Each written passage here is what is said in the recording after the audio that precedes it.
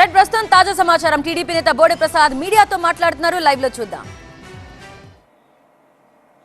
2019లో నేను ఆర్థికంగా కొద్దిగా ఇబ్బందులు ఉన్నా ఒక చిన్న పని చేయమని చెప్పి వంశీకి ఫోన్ చేస్తే నాకు ఆ పని కూడా చేసి పెట్టలేకపోయాడు.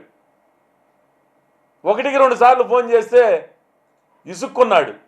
ఆ రోజు నుంచి కూడా ఈ రోజు వరకు ఎవరైనా ఫోన్ చేస్తే అతను శత్రువు, నాకు ఈ పార్టీలో లేని వ్యక్తి నాకు స్నేహితుడు కాదు అని చెప్పి మగతనంగా చెప్పిన వ్యక్తిని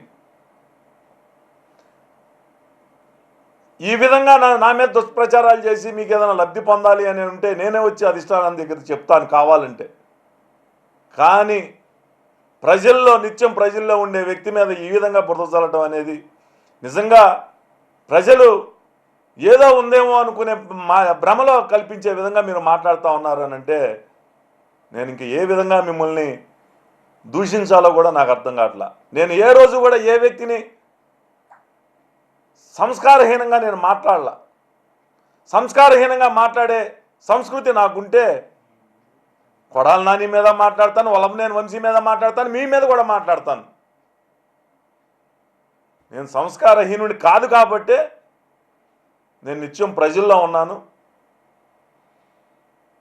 ప్రజల మధ్య ఉన్నాను.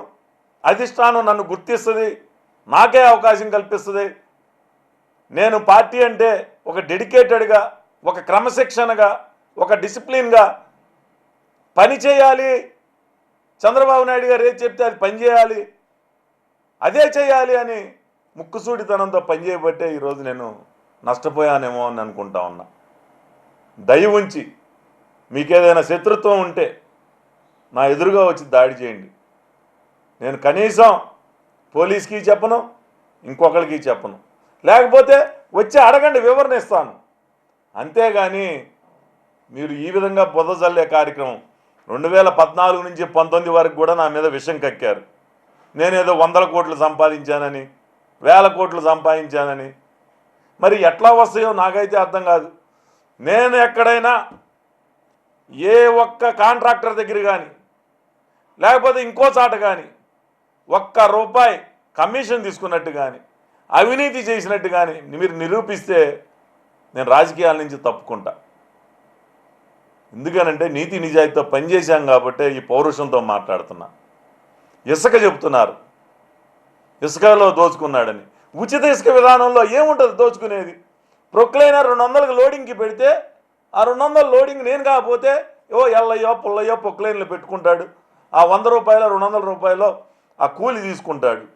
అదా నేను చేసిన నేరం?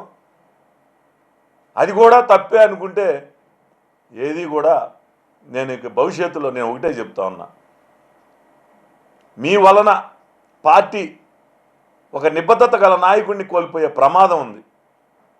కాబట్టి దయ ఉంచి పార్టీకి మంచి చేయాలనుకుంటే మంచి సలహాలు ఇవ్వండి తప్పితే ఇలా బురద జల్లే కార్యక్రమాలు మాత్రం. ఇంకోటి, ప్రతి ఒక్కడూ కూడా బాబు గారి దగ్గరికి వెళ్ళి యారగంటు నేను యారగంటు ప్రతి కార్మికుడితో పేదవాడితో కలిసి సొంత ఇంట్లో మనిషిలాగా నన్ను ఆదరిస్తూ ఉన్నారనంటే ఈ విధంగా విషం కక్కే విష సర్పాలు ప్రజల మధ్య ఉండటం కూడా ప్రమాదకరమేమోనని భావిస్తూ ఉన్నా.